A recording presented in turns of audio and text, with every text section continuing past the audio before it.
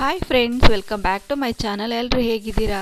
ನಾನು ತುಂಬಾ ಚೆನ್ನಾಗಿದ್ದೀನಿ. ನೀವೆಲ್ಲರೂ ಕೂಡ ಚೆನ್ನಾಗಿದ್ದೀರಾ ಅಂತ ಭಾವಿಸ್ತಾ ಈ ವ್ಲಾಗ್ನ ಸ್ಟಾರ್ಟ್ ಮಾಡ್ತಾ ಇದ್ದೀನಿ. ಇದು ಸುಮಾರು 4 ಗಂಟೆಗೆ ಎದ್ದಿರೋಂಥದ್ದು ಸಮಯ. ಇದು ನೀವು ನೋಡ್ತಾ ಇರ್ಬೋದು, ಕತ್ಲಾಗಿದೆ. ಇವತ್ತು ಬಂದು ಶುಕ್ರವಾರ. ನಾನು ಹಿಂದಿನ ವ್ಲಾಗಲ್ಲಿ ಹೇಳಿದ್ದೆ ಅಲ್ವಾ, ನಾನು ಶುಕ್ರವಾರ ಮಾರ್ನಿಂಗಿಗೆ ನಾನು ಎದ್ದು ಪೂಜೆ ಎಲ್ಲ ರೆಡಿ ಮಾಡ್ಕೊಂಡಿದ್ದೀನಿ. ಆಲ್ರೆಡಿ ಸ್ನಾನ ಒಂದಾಗಿ ಪೂಜೆ ಒಂದು ಮಾಡೋದಷ್ಟೇ ಇರೋದು ಬಾಕಿ ಅಂತೇಳಿ. ಬಾಗಿಲು ಒಂದು ಮಳೆ ಬಂತು, ಹಂಗಾಗ್ಬಿಟ್ಟು ರಾತ್ರಿ ನಾನು ಅದನ್ನು ಬಾಗಿಲೆಲ್ಲ ತೊಳೆಯೋದಕ್ಕಾಗಲಿಲ್ಲ. ಬೆಳಿಗ್ಗೆನೇ ಎದ್ದು ತೊಳ್ಕೊಳ್ಳೋಣ ಅಂತ ಹೇಳ್ಬಿಟ್ಟು ಹಾಗೆ ಮಲ್ಕೊಂಡೆ. ಮಧ್ಯಾಹ್ನ ಎಲ್ಲನೂ ಗುರುವಾರ ಮಧ್ಯಾಹ್ನ ಫುಲ್ಲು ಸಾಯಂಕಾಲ 6 ಗಂಟೆ 7 ಗಂಟೆವರೆಗೂ ಸಖತ್ತಾಗೆ ಎಲ್ಲ ಏನು ಅಂತಂದರೆ ವೆದರೆಲ್ಲ ಚೆನ್ನಾಗಿತ್ತು. ಮಳೆ ಮೋಡ ಆ ಥರದ್ದು ಏನೂ ಇರಲಿಲ್ಲ.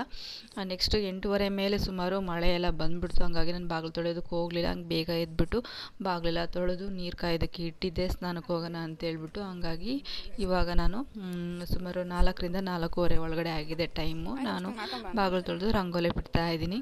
ನನಗೆ ಸೂರ್ಯ ಉದಯ ಆಗೋದ್ರೊಳಗೆ ಬೆಳಿಗ್ಗೆನೆ ಪೂಜೆನೂ ಆಗಿರಬೇಕು, ಪೂಜೆ ಆಗಿ ಕಾಫಿ ಕುಡಿಯೋದೊಂದು ಬಾಕಿ ಇರಬೇಕು ಅನ್ನೋದು ನನಗೆ ತುಂಬ ಇಷ್ಟ. ಇದೇ ಥರನೇ ಮಾಡಬೇಕು ಅಂತ ನಾನು ಭಾಳದಿಂದ ಪ್ರಯತ್ನ ಪಡ್ತಾ ಇದ್ದೆ. ಕೆಲವೊಂದು ಯಾವುದಾದ್ರೂ ಒಂದು ಮಿಸ್ಟೇಕಿಂದ ಆಗ್ತಾ ಇರಲಿಲ್ಲ. ಇಲ್ಲಿ ಸ್ವಲ್ಪ ಪರವಾಗಿಲ್ಲ, ಅನುಕೂಲ ತಕ್ಕ ಮಟ್ಟಿಗೆ ಇದ್ದಿದ್ದರಿಂದ ನಾನು ಬಾತ್ರೂಮ್ ಒಳಗಡೆ ಇರೋದು ಒಂದೇ ಒಂದು ಅನುಕೂಲ ಏನು ಅಂತಂದರೆ, ಆ ಅನುಕೂಲದಿಂದ ನಾನು ಇದೆಲ್ಲನೂ ಸಾಧ್ಯ ಆಯಿತು ನನಗೆ. ಅಲ್ಲಿ ಆದರೆ ಬಾತ್ರೂಮ್ ಹೊರಗಡೆ ಇರೋದು ನನ್ನ ನೀರಿನ ಕನ್ವೆಂಟು ಸರಿ ಇರ್ತಿರ್ಲಿಲ್ಲ. ಹಂಗಾಗಿ ಇದೆಲ್ಲ ಸರಿ ಆಗ್ತಾ ಇರಲಿಲ್ಲ.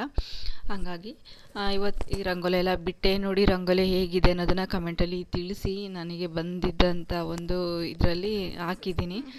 ನಾನು ಕೂಡ ತಕ್ಕ ಮಟ್ಟಿಗೆ ಸುಮಾರು ಇಷ್ಟರ ಮಟ್ಟಿಗೆ ಬಿಡ್ತೀನಿ. ಕಮೆಂಟಲ್ಲಿ ತಿಳಿಸಿ ಹೇಗಿದೆ ರಂಗೋಲಿ ಅನ್ನೋದನ್ನು. ನೋಡಿ, ನೀವು ನೋಡ್ತಾ ಇರ್ಬೋದು, ಫುಲ್ ಕತ್ಲೆ ಇದೆ. 4:15 ಅಷ್ಟೇ ಟೈಮ್ ಆಗಿರೋದು. ಇವಾಗ ಎಲ್ಲ ಸ್ನಾನಕ್ಕೂ ಕೂಡ ನೀರು ರೆಡಿಯಾಗಿ ಇತ್ತು. ನೀರು ಕಾಯಕ್ಕಿಟ್ಟು ಬಾಗಿಲು ತೊಳೆದೆ. ನೆಕ್ಸ್ಟ್ ದೇವ್ರ ಸಾಮಾನೆಲ್ಲ ಐಟಮ್ಸ್ ಎಲ್ಲ ತೊಳೆದು ಇಟ್ಟಿದ್ದೆ. ಹೂವು ಒಂದು ಮುಡಿಸ್ಬೇಕಾಗಿತ್ತು. ಸ್ನಾನ ಮಾಡ್ಕೊಂಬಂದು ಹೂವು ಮುಡಿಸಿ ದೇವ್ರ ಪೂಜೆ ಮಾಡೋದೊಂದೇ ಬಾಕಿ ಇತ್ತು. ನೆನ್ನೆನೇ ಎಲ್ಲ ತೊಗೊಂಡು ಬಂದಿದ್ದೆ.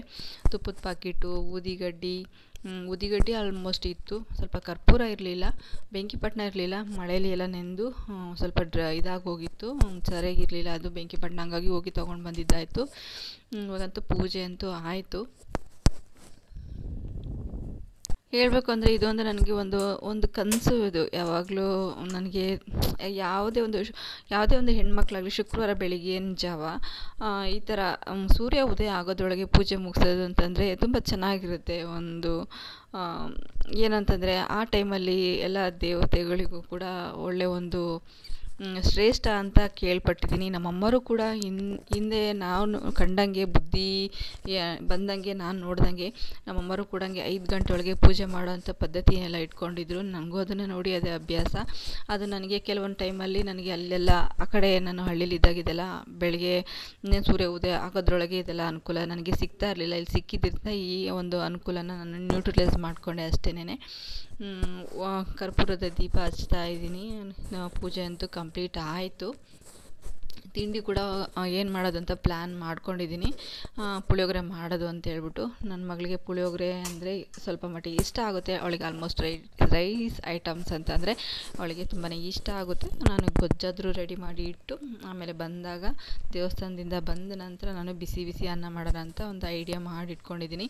ನಾನು ಯಾವುದೇ ಕೆಲಸ ಆಗಲಿ, ಈಗ ನಾಳೆ ಅಥವಾ ನಾಡ್ದು ಏನಾದರೂ ಒಂದು ಕೆಲಸ ಇದೆ ಅಂದರೆ ಅದನ್ನು ಮುಂಚೆನೇ ನಾನು ಮೈಂಡಲ್ಲೇ ಆಯಿತು ಅಥವಾ ಕೆಲಸದಲ್ಲೇ ಆಯಿತು ಒಂದು ಪ್ರಿಪ್ರೇಷನ್ ಅನ್ನೋದನ್ನು ನಾನು ಮಾಡ್ಕೊಂಡಿರ್ತೀನಿ. ಹಂಗಾಗಿ ಸ್ವಲ್ಪ ಈಸಿ ಆಗ್ಬೋದು ನನಗೆ ಎಲ್ಲ ಒಂದು ಕೆಲಸಗಳು. ಈ ಕೆಲಸ ಹಿಂಗೆ ಆಗಬೇಕು, ಈ ಕೆಲಸ ಇಷ್ಟೊತ್ತಿಗೆ ಆಗಬೇಕು, ಆ ಥರದೊಂದು ಪ್ಲ್ಯಾನ್ ಇರೋದ್ರಿಂದ ನನಗೆ ಈಸಿ ಆಗುತ್ತೆ. ತಕ್ಷಣಕ್ಕೆ ಹಿಂಗೆ ಅಂತಂದರೆ ಆಗೋದಿಲ್ಲ. ಇನ್ನೊಂದು ಯಾರೇ ಆಯಿತು, ಅವರು ಒಂದು ಏನಿರುತ್ತೋ ಟ್ಯಾಲೆಂಟ್ ಅಥವಾ ಅದನ್ನಂದ್ರೆ ಟ್ಯಾಲೆಂಟ್ ಅಂತ ನಾನು ಹೇಳ್ಕೊತಾ ಇಲ್ಲ, ಏನಿದೆಯೋ ನನ್ನ ಕೈಲಿ ಆಗೋಂಥ ಮಟ್ಟಿಗೆ ಏನಿದೆಯೋ ಕೆಲಸಗಳು ಅದ್ರ ಬಗ್ಗೆ ಹೇಳ್ತಾ ಇದ್ದೀನಿ ಅಷ್ಟೇ. ಅವರಿಗೆ ಸ್ವಂತವಾಗಿನ ಬಿಟ್ಕೊಡ್ಬೇಕು. ನೀವೇನು ಮಾಡ್ತೀರಾ ಮಾಡಿರಿ ಅಂತ, ಅದಕ್ಕೆ ಕೆಲಸಕ್ಕೆ ಸಾಥ್ ಕೊಡಬೇಕು. ಆವಾಗ ಅವರು ಯಾವ ಥರ ಅವ್ರ ಕೈ ಏನು ಶಕ್ತಿ ಇರುತ್ತೋ ಅದನ್ನು ಮಾಡಿ ತೋರಿಸ್ತಾರೆ. ಎಲ್ಲದಕ್ಕೂ ದಿಗ್ಬಂಧನ ಹಾಕ್ಕೊಂಬಿಟ್ಟು ನೀನು ಹಿಂಗೆ ಮಾಡಬೇಕು, ನೀನು ಇಷ್ಟೇ ಮಾಡಬೇಕು, ನೀನು ಇಷ್ಟರಲ್ಲೇ ಇರಬೇಕು ಅಂತ ನನಗೆ ಮಾತ್ರ ಆ ಥರ ಒಂದು ಅಭ್ಯಾಸನೇ ಇಲ್ಲ. ನಿನಗೆ ಹಿಂಗೆ ಇರಬೇಕು ಅಂತ ಇಷ್ಟೇ ಸರ್ಕಲ್ ಒಳಗೆ ಅವರು ಇದೇ ಥರ ಮಾಡಬೇಕು ಅಂತ ನನಗೆ ಹೇಳಿದರೆ ಮಾತ್ರ ತಲೆ ಕೆಳಗೆ ಮಾಡಿ ಕಾಲು ಮೇಲೆ ಮಾಡಿದ್ರೂ ನನಗೆ ಮಾತ್ರ ಆ ಕೆಲಸ ಆಗೋದಿಲ್ಲ. ನನಗೆ ನನ್ನದೇ ಆದ ಒಂದು ಓನು ನನಗೇನು ತಿಳಿಯುತ್ತೆ ಅದನ್ನಷ್ಟೇ ನಾನು ಮಾಡೋದು. ಇನ್ನೊಬ್ಬರು ಹೇಳಿದ್ದನ್ನು ಅವ್ರು ಹಿಂಗೆ ಮಾಡಬೇಕು ಅಂದರು ಅಂತ ನನಗೆ ಹಂಗೆ ಒಬ್ರು ಹೇಳಿದ್ದನ್ನು ಕೇಳಿ ಮಾಡೋಂಥ ಅಭ್ಯಾಸನೇ ಇಲ್ಲ. ಕೆಲವರು ನನಗೆ ನಂದು ಒಂದು ಮದುವೆ ಆದಂಥ ಹೊಸದ್ರಲ್ಲಿ ನನಗೆ ಭಾಳ ಚುಚ್ಚಿ ಮಾತಾಡೋರು, ಇವಳಿಗೆ ಯಾವ ಕೆಲಸ ಬರಲ್ಲ, ಯಾವುದು ಇದು ಬರಲ್ಲ, ಅದು ಬರಲ್ಲ, ಅಡುಗೆ ಮಾಡೋಕ್ಕೆ ಬರೋದಿಲ್ಲ ಅಂತ ಭಾಳ ಅಯ್ಯೋ ಅನಿಸ್ತಾ ಇದ್ದಂಥ ಒಂದು ಕುಟುಂಬಕ್ಕೆ ಕೊಟ್ಟರು ನನ್ನ ಮದುವೆ ಮಾಡಿ. ಆ ಒಂದು ಕುಟುಂಬ ನನ್ನ ಭಾಳ ನಾಶ ಆಗೋ ಥರ ನನಗೆ ವಿಚಿತ್ರವಾಗಿ ಹಿಂಸೆ ಕೊಟ್ಟರು. ಅದನ್ನ ಇಷ್ಟು ಅಂತ ಹೇಳೋಕ್ಕೆ ಆಗೋದಿಲ್ಲ. ಈ ಒಂದು ಗೋಳು ಎಲ್ಲೋದ್ರೂ ಪರಿಹಾರ ಅನ್ನೋದು ಎಲ್ಲಿ ಹುಡ್ಕೊಂಡೋದ್ರೂ ಕೂಡ ಅದು ಒಂಥರ ಅರ್ಕೊಳಕ್ಕಾಗಲ್ಲ, ಮುರ್ಕೊಳಕ್ಕಾಗಲ್ಲ ಅನ್ನೋ ಥರ ನನ್ನದೊಂದು ಪರಿಸ್ಥಿತಿ ನನ್ನ ಬಾಳಲ್ಲಿ ಆಯಿತು, ನನ್ನ ಜೀವನದಲ್ಲಿ, ನನ್ನ ಭವಿಷ್ಯದಲ್ಲಿ. ನನಗೆ ಎಷ್ಟು ಆಡ್ಕೊಂಡಿದ್ರು ಅಂದರೆ ಎಲ್ಲ ಅನುಕೂಲಗಳು ಕೊಡಬೇಕು ಅಲ್ವಾ. ಯಾವುದೇ ಅನುಕೂಲಗಳು ಇಲ್ದಲೇ ಕಟ್ಕಂಗೆ ಗಂಡನೇ ಆಗಲಿ ಅಥವಾ ಮದುವೆ ಮಾಡ್ಕೊಂಡು ಬಂದಿರ್ತಾರಲ್ಲ ನನ್ನ ಮನೆ ಸೊಸೆ, ಅದು ಹಾಗೆ ಹಿಂಗೆ ಅಂತೇಳಿ ಅವರು ಎಲ್ಲ ಬರೀ ಚುಚ್ಚ ಅನ್ನೋದಕ್ಕೆ ಮಾತ್ರ ಮುಂದಾಗಿ ನಿಂತ್ಕೊಂತಿದ್ರು, ಎದ್ದು ನಿಂತ್ಕೊಂತಿದ್ರು. ಬಿಟ್ಟರೆ ಅವ್ರಿಗೆ ಏನು ಹೆಲ್ಪ್ ಮಾಡಬೇಕು, ಅವ್ರಿಗೆ ಏನು ಸಾಥ್ ಕೊಡಬೇಕು, ಅವ್ರಿಗೇನು ಕಮ್ಮಿ ಆಗಿದೆ, ಅವ್ರು ಹುಟ್ಟಿರೋದು ಹೆಂಗೆ, ಬೆಳೆದಿರೋದು ಹೆಂಗೆ, ಅದನ್ನೇ ಯಾವುದು ಲೆಕ್ಕ ಆಗ್ತಾ ಇರಲಿಲ್ಲ. ಇವ್ರ ಮನೆಗಳ ಕಷ್ಟ ಹಿಂಗಿರುತ್ತೆ ಅಂತ ಗೊತ್ತಿದ್ದಿದ್ರೆ ಯಾವ ಹೆಣ್ಣು ಕೂಡ ಹೋಗ್ಬಿಟ್ಟು ರಾಣಿ ಥರ ಸಾಕ್ಬಿಟ್ಟು, ನಾನೇನು ರಾಣಿ ಅಂತ ನಾನು ಕೊಚ್ಕೊಂಡು ಹೇಳ್ಕೊಂತಿಲ್ಲ ಫ್ರೆಂಡ್ಸ್, ದಯವಿಟ್ಟು ತಪ್ಪಾಗಿ ತಿಳ್ಕೊಬೇಡಿ. ನಾನು ಬೆಳೆದಿದ್ದ ರೀತಿ ಹೇಳ್ತಾ ಇದ್ದೀನಿ. ನನಗಿನ್ನ ಕೋಟಿಗಟ್ಟಲೆ ಮೇಲ್ಪಟ್ಟು ಚೆನ್ನಾಗಿರೋಂಥ ಹೆಣ್ಮಕ್ಳುಗಳು, ಸುಖವಾಗಿರೋಂಥ ಹೆಣ್ಮಕ್ಳುಗಳು ನಾನು ನೋಡಿದ್ದೀನಿ. ನಾನು ಹೇಳ್ತಾ ಇರೋದು ನನ್ನ ಒಂದು ಕಷ್ಟ, ನನ್ನ ಒಂದು ಅನುಕೂಲಗಳು ನಾನು ಹೇಳ್ಕೊತಾ ಇದ್ದೀನಿ ಅಷ್ಟೇ. ಆ ಥರ ಅನುಕೂಲಗಳು ಕೊಟ್ಟರೆ ಅವ್ರಿಗೆ ಬಂದಿರೋದು ರೀತಿ, ಅವ್ರು ಯಾವ ಮಟ್ಟಿಗೆ ಇರ್ತಾರಲ್ವ, ಒಂದು ಸುಖನೇ ಪಟ್ಟಿರ್ತಾರೋ, ಕಷ್ಟನೇ ಪಟ್ಟಿರ್ತಾರೋ, ತೊಗೊಂಡೋಗ್ಬಿಟ್ಟು ಕಳ್ಳೆಕ್ಕೆ ಮುಳ್ಳೆಕ್ಕೆ ಹಾಕ್ದಂಗೆ ಹಿಂಸೆ ಕೊಟ್ಬಿಟ್ಟು ಬರೀ ಟಾರ್ಚರೇ ಕೊಡೋದೇ ಗಂಡನ ಮನೆ ಅಂತ ಆಗೋಗ್ಬಿಟ್ರೆ ಅವ್ರು ಬಾಳೋದಂಗೆ ಬದುಕೋದಂಗೆ. ಮನುಷ್ಯತ್ವರಾದರೂ ಆ ಥರ ಯಾರೂ ಕಾಟ ಕೊಡೋಲ್ಲ. ಬೇರೆ ಯಾರೇ ಕಾಟ ಕೊಡಲಿ ಬೇಡ ಅನ್ನಲ್ಲ. ಗಂಡ ಅದನ್ನು ಸಪೋರ್ಟ್ ಆಗಿದ್ದು ಅಂತಂದರೆ ಯಾವ ಹೆಣ್ಮಕ್ಳದು ಕೂಡ ಭಾಳ ಹಾಳಾಗೋದಿಲ್ಲ ಅಂತ ನನ್ನ ಒಂದು ನಂಬಿಕೆ. ಹಾಯ್ ಫ್ರೆಂಡ್ಸ್, ಇವಾಗ ದೇವಸ್ಥಾನಕ್ಕೆ ಹೊರಟಿದ್ದೀವಿ. ಎಲ್ಲ ಐಟಮ್ನು ನಾನು ತೊಗೊಂಡಿದ್ದೀನಿ. ತಟ್ಟೆ, ಪ್ಲೇಟು, ಮತ್ತು ಒಂದು ಆರತಿ ಮಾಡೋದಕ್ಕೆ ಸಣ್ಣದು 2 ತಟ್ಟೆ, ಮತ್ತು ತುಪ್ಪದ ಬತ್ತಿಗಳು, ಬೆಂಕಿಪಟ್ಟಣ, ಹೂವು, ಅರಿಶಿನ, ಕುಂಕುಮ ಇಷ್ಟೆಲ್ಲ ತೊಗೊಂಡು ಹೊರಟಿದ್ದೀನಿ. ಎಲ್ಲ ನಾನು ನನ್ನ ಮಗಳು ಇಬ್ಬರು ರೆಡಿಯಾಗಿದ್ದೀವಿ. ಅವಳು ಆಲ್ಮೋಸ್ಟ್ ರೆಡಿಯಾಗಿದ್ದಾಳೆ, ಕಾಣ್ತಾ ಇಲ್ಲ, ಬ್ಲರ್ ಬರ್ತಾ ಇದೆ. ಈಗ ಹೋಗ್ಬಿಟ್ಟು ಹೂವನ್ನು ಮುಡ್ಕೊಂಡ್ಬಿಟ್ರೆ ಆಯಿತು. ಹೋಗ್ಬಿಟ್ಟು ಆರತಿ ಮಾಡಿಕೊಂಡು ಬರೋದು. ಈಗ ಹೋಗ್ಬಿಟ್ಟು ಬೇಗ ಬರ್ತೀವಿ. ಬೇಗ ಹೋಗ್ಬಿಟ್ಟು ಆರತಿ ಆದರೆ ಒಂದು ಕ್ಲಿಪ್ಪಿಂಗ್ ತೊಗೊತೀನಿ. ಇದು ನಂದು 15ನೇ ಆರತಿ, ನನ್ನ ಮಗಳದು 14ನೇ ಆರತಿ ಅಲ್ಲ. ಇದು 15ನೇ ಆರತಿ, ನನ್ನ ಮಗಳದು 14ನೇ ಆರತಿ. ಸುಮ್ಮನೆ ನಿನಗೆ ಅದು ಬರೋದಿಲ್ಲ, ಇದು ಬರೋದಿಲ್ಲ, ಮುದ್ದೆ ಮಾಡೋಕ್ಕೆ ಬರೋದಿಲ್ಲ, ನಿನಗೆ ರಾಗಿ ಮಾಡೋಕ್ಕೆ ಬರೋದಿಲ್ಲ, ಅಕ್ಕಿ ಮಾಡೋಕ್ಕೆ ಬರೋದಿಲ್ಲ ಅಂತೇಳ್ಬಿಟ್ಟು ಕಾಟ ಕೊಡೋದನ್ನೇ ಒಂದು ಜೀವನ ಮಾಡ್ಕೊಂಡ್ರು, ಅಭ್ಯಾಸ ಮಾಡ್ಕೊಂಡ್ರು, ಅದೇ ಒಂದು ವೃತ್ತಿ ಮಾಡ್ಕೊಂಡು ಒಂದು ಹೆಣ್ಣಿನ ಜೀವನ, ಬಾಳು, ಬದುಕು, ಭವಿಷ್ಯನ ಹಾಳು ಮಾಡಿದ್ರು. ಬಿಟ್ಟರೆ ಮನುಷ್ಯತ್ವ ಇಲ್ದಿರ ಕ್ರೂರಿ ಜನಗಳು. ಯಾರು ಅವಳು ಹೆಂಗೆ ಹುಟ್ಟಿದ್ದಾಳೆ, ಹೆಂಗೆ ಬೆಳೆದಿದ್ದಾಳೆ, ಅವಳು ಅಂಥ ಮನೆಯಿಂದ ನಾವು ತಂದಿದ್ದೀವಿ ಅಂದರೆ ನಾವು ಅವ್ರಿಗೆ ಯಾವ ಥರ ಅನುಕೂಲ ಮಾಡಿಕೊಡ್ಬೇಕು ಅನ್ನೋದನ್ನು ಅವರು ಒಟ್ಟಿಗೆ ಅನ್ನ ತಿನ್ನೋರಾಗಿದ್ದರೆ ಅದನ್ನೆಲ್ಲ ಅವ್ರು ಲೆಕ್ಕ ಹಾಕ್ತಾಯಿದ್ರು. ಅದ್ರ ಜೊತೆಗೆ ಗಂಡ 2 ಮಕ್ಕಳು ಹುಟ್ಸೋದಕ್ಕೆ ಮಾತ್ರ ಮುಂದಾಗಿರ್ತಾನೆ, ಮತ್ತು ತಿರ್ಗಿ ಬೇರೆ ಇನ್ನು ಯಾವುದಕ್ಕೂ ಹೆಂಡತಿ ಕಷ್ಟಕ್ಕೆ ಭಾಗಿಯಾಗಲ್ಲ ಅಂದರೆ ಅವನಿನ್ನು ಎಂಥ ಗಂಡ ಇರ್ಬೋದು ಅನ್ನೋದು ನನಗಂತೂ ಗೊತ್ತಿಲ್ಲ. ಕಡೆಗೆ ಒಟ್ಟು 2 ಹೆಣ್ಮಕ್ಳು ಜೀವನದಲ್ಲಿ ಆಟ ಆಡಿದರು, ಭವಿಷ್ಯದಲ್ಲಿ ಆಟ ಆಡಿದರು. ಅಂಥವ್ರಿಗೆ ದೇವರನ್ನೇ ಶಿಕ್ಷೆ ಕೊಡಲಿ, ದೇವರನ್ನೇ ಭಗವಂತನೇ ತೋರಿಸ್ಲಿ ಅನ್ನೋದೇ ನನಗೆ ಒಂದು ಮನಸ್ಸಲ್ಲಿರೋ ಅಂಥದ್ದು ಒಂದು ದೊಡ್ಡ ನೋವು. ಒಟ್ಟಿಗೆ ಅನ್ನ ತಿನ್ನೋರಾದರೆ ಅವರು ಯಾವ ಹೆಣ್ಮಕ್ಳನ್ನೂ ಕಡೆಗಣ್ಣ ಕಾಣೋದಿಲ್ಲ. ಹೆಂಡತಿ ಬಗ್ಗೆನೇ ಇಡೀ ಸಂಬಂಧಿಕರದಾಗೆಲ್ಲ ಮಾತಾಡ್ತಾನೆ ಕಟ್ಕೊಂಡು ಗಂಡ ಅಂತಂದರೆ ಯಾವ ಹೆಣ್ತಾನೆ ಸಹಿಸ್ತಾಳೆ? ಸಾಲದಕ್ಕೆ ಹೆಣ್ಣು ಕೆಟ್ಟ ಚಟ ಅಂದರೆ ಕುಡ್ತ. ಒಂದು ಗಂಡಸಿಗೆ ಕೆಟ್ಟ ಚಟ ಅಂದರೆ ಕುಡ್ತ, ಜೊತೆಗೆ ಹೆಣ್ಮಕ್ಳು ಚಟ ಅಂದರೆ ಹೆಣ್ಮಕ್ಳು ಸಹವಾಸ ಮಾಡ್ತಾನಂದರೆ ಇನ್ನು ಯಾವ ಹೆಣ್ಣು ಸಹಿಸಲ್ಲ. ಅಂಥ ಗಂಡನ್ನ ತಗೊಂಡು ಮಗ್ಳಿಗೆ ಇಟ್ಕೊಂಡು ಬೆಕ್ಕು ಥರನೋ ಅಥವಾ ಇನ್ನು ಯಾವುದೋ ರಾಕ್ಷಸನ ಥರನೋ ಪಕ್ಕದಾಗ ಇಟ್ಕೊಂಡು ಅಂಥ ಜೊತೆ ಸಂಸಾರ ಮಾಡಿಲ್ಲ ಅಂದರೆ ನಿನಗೆ ಇಂಥ ಶಿಕ್ಷೆ ಅಂತಂದರೆ ಅಂಥ ಶಿಕ್ಷೆ ಎಂಥ ಶಿಕ್ಷೆ ಕೊಟ್ಟರು ಅನುಭವಿಸ್ಬೋದು. ಅಂಥ ಕೆಟ್ಟ ಗಂಡಸಿನ ಜೊತೆ ಯಾವ ಹೆಣ್ಣು ಬಾಳೋದಕ್ಕೆ ಸಾಧ್ಯ ಇಲ್ಲ. ಎಲ್ಲ ಒಳ್ಳೆತನ ಇದ್ದು ಎಲ್ಲ ಜವಾಬ್ದಾರಿ ತಗೊಂಡು ಪ್ರತಿಯೊಂದೂ ಹೆಣ್ಮಕ್ಳದು ಒಂಚೂರು ನೋವು ಕೊಡ್ದಂಗೆ ಸಾಕಿದ್ರೂ ಹೆಂಡತಿ ಮಕ್ಕಳು ಗಂಡ ಅಂತೇಳಿ ಅವರೆಲ್ಲ ಒಂದು ಕುಟುಂಬ ಚೆನ್ನಾಗಿರೋದು ಕಷ್ಟ ಇರುತ್ತೆ. ಅಂಥದ್ರಿಗೆ ಇದ್ದ ಬದ್ದು ಗಂಡಸು ನಾನು ಅಂತೇಳ್ಬಿಟ್ಟು ಇದ್ದ ಬದ್ದು ಕಷ್ಟ ಎಲ್ಲ ನಾವು ಕೆಟ್ಟತನ ಒಂದು ಏನು ಗಂಡಸು ಮಾಡ್ಬೋದು ಅದನ್ನೆಲ್ಲ ತನ್ನ ತಲೆಗೆ ಇಟ್ಕೊಂಡ್ಬಿಟ್ಟು ವಿಚಿತ್ರವಾಗಿ ಆಡಿದರೆ, ಹುಚ್ಚು ಚೆನ್ನಾಗಿ ಆಟಾಡಿದರೆ ಯಾವ ಹೆಣ್ಣು ಕೂಡ ಆ ಗಂಡಸಿನ ಜೊತೆ ಬಾಳೋದಕ್ಕೆ ಇಷ್ಟಪಡಲ್ಲ. ಅದು ಗೊತ್ತಿಲ್ಲದೆ ಇಲ್ಲಿ ಬಂದು ನಾಟಕಗಳು ಆಡ್ತಾ ಇರ್ತಾರೆ. ಅಂಥವ್ರಿಗೆ ಭಗವಂತ ನಾನು ತೋರಿಸ್ಲಿ, ದೇವರ ನಾನು ಇದ್ರೆ ತೋರಿಸ್ಲಿ, ಇಲ್ಲ ಅಂತಂದರೆ ದೇವರಿಲ್ಲ ಅಂತ ನಾನು ಭಾವಿಸ್ತೀನಿ.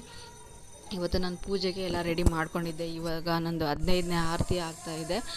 ಈ ಒಂದು 15ನೇ ಆರತಿಗೆ ಪ್ರತಿ ವಾರನೂ ಕೂಡ ನಾನು 2 ನಿಂಬೆಹಣ್ಣಿನ ತುಪ್ಪದ ಬತ್ತಿಯಲ್ಲಿ ನಾನು ನಿಂಬೆಹಣ್ಣಿನಲ್ಲಿ ಆರತಿ ಮಾಡ್ತಾಯಿದ್ದೀನಿ. ಇದು ಒಂದು ದೀಪ ಬೇಗ ಬೇಗ ಅಂಟ್ತಾ ಇರಲಿಲ್ಲ, ಸ್ವಲ್ಪ ಗಾಳಿ ಜಾಸ್ತಿ ಇತ್ತು, ಹಂಗಾಗ್ಬಿಟ್ಟು ಸ್ವಲ್ಪ ಲೇಟ್ ಆಯಿತು.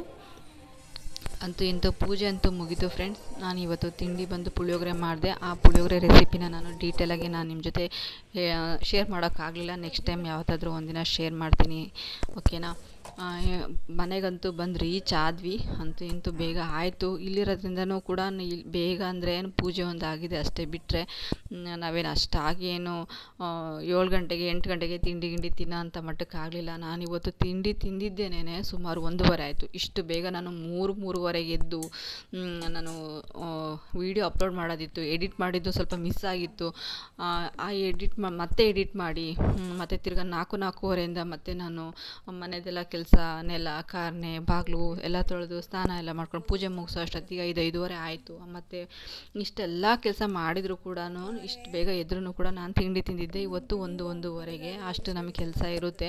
ನನಗೆ ಹಾಡ್ಕೊಳ್ಳೋರು ನನಗೆ ಕೊಟ್ಟಿದ್ದಂಥ ಮನೆಗೆ ಇವಳಿಗೇನು ಬರಲ್ಲ, ಇವಳು ಹಂಗೆ ಇವಳು ಹಿಂಗೆ, ಇವತ್ತು ನನ್ನ ವೀಡಿಯೋನ ಕದ್ದು ನೋಡ್ತಾರೆ. ಮತ್ತು ನಾನು ಏನು ಮಾಡ್ತೀನೋ ಫ್ರೆಂಡ್ಸ್ ಅದನ್ನೇನೆ ಕಾಪಿ ಮಾಡ್ತಾರೆ.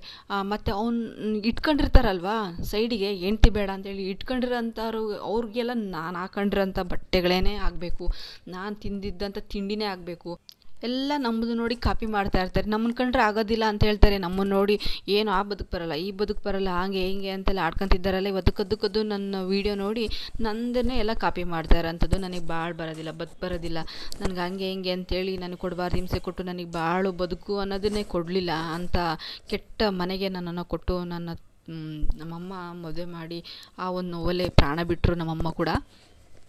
ಇವಾಗ ನಂದು ಸಾಯಂಕಾಲದ ಪೂಜೆ ಫ್ರೆಂಡ್ಸ್. ಇದು ನಾನು ಬಂದ ನಂತರ ರೆಸ್ಟ್ ತಗೊಂಡು ತಿಂಡಿ ತಿಂದಾದಮೇಲೆ ರೆಸ್ಟ್ ತಗೊಂಡ ಮೇಲೆ ಇದು ಸಾಯಂಕಾಲದ ಒಂದು ಪೂಜೆ ಮಾಡ್ತಾ ಇರೋಂಥದ್ದು. ಬೆಳಗ್ಗೆ ಪೂಜೆ ಆಯಿತು.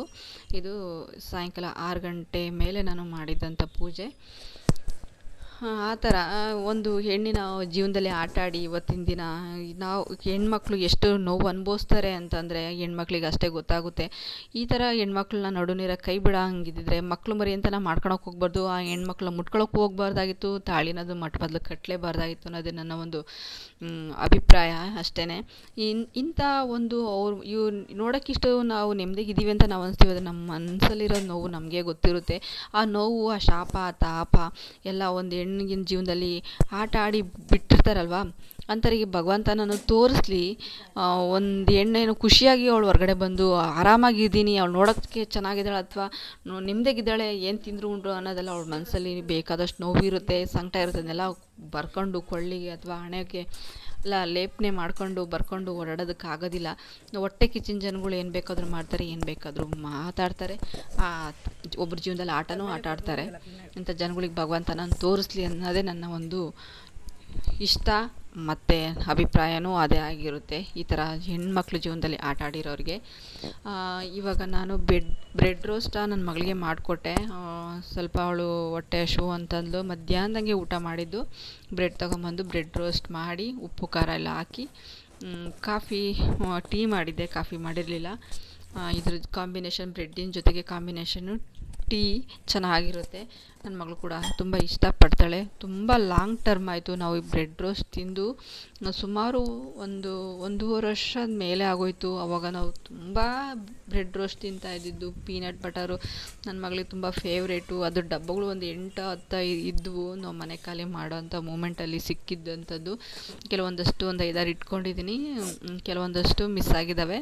ಒಂದು 8-10 ಖಾಲಿ ಆಗಿದ್ವು 1 ವರ್ಷಕ್ಕೆ. ಅಷ್ಟು ತಿಂತಾಯಿದ್ವಿ ನಾವು ಪೀನಟ್ ಬಟರು. ಒಂದು ಏಕ್ದಮ್ ದಿಢೀರ್ ಅಂತ ಬಿಟ್ಬಿಟ್ವಿ ನಾವು ಪೀನಟ್ ಬಟರ್ನ ತಿನ್ನೋದನ್ನು.